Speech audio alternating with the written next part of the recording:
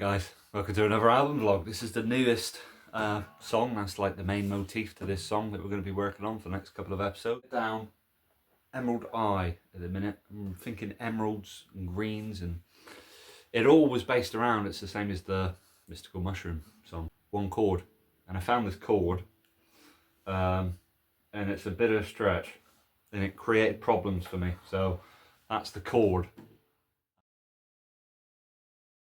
But trying to get to it from somewhere else is quite difficult because it takes a bit of time. That's fine.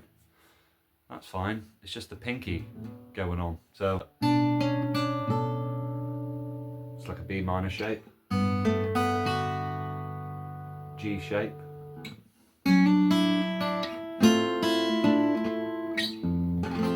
F shape, and then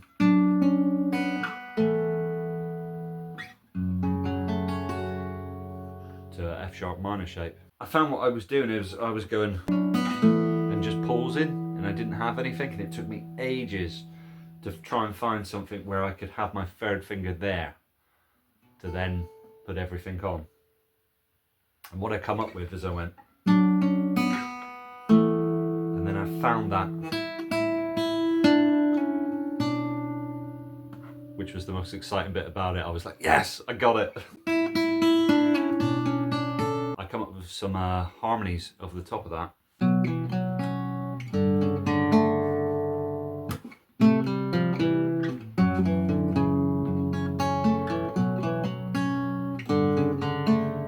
And the way that I get those harmonies is I just written down the B minor scale, or D major scale, and kind of figured out the notes I was playing. So, and then I just went a third up, and I managed to get,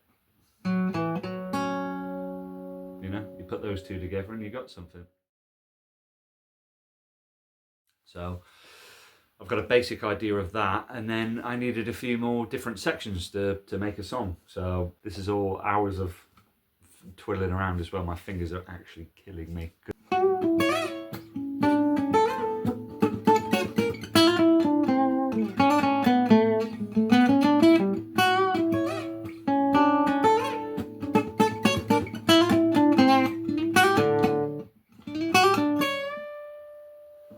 Boom.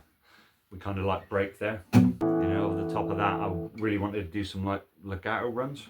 I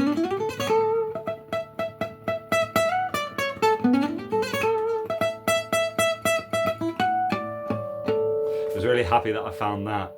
And then we've got another section, got a different shape there. Still a B minor shape, but it's different.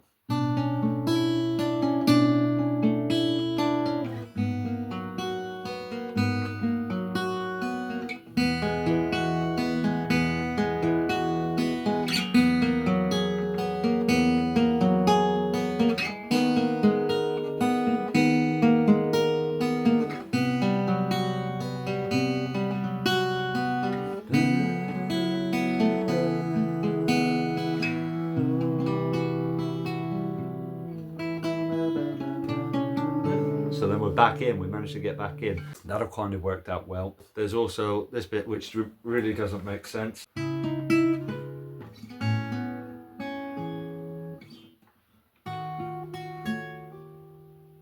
can't remember where it goes. Oh, it goes there. Which is horrible to try and do.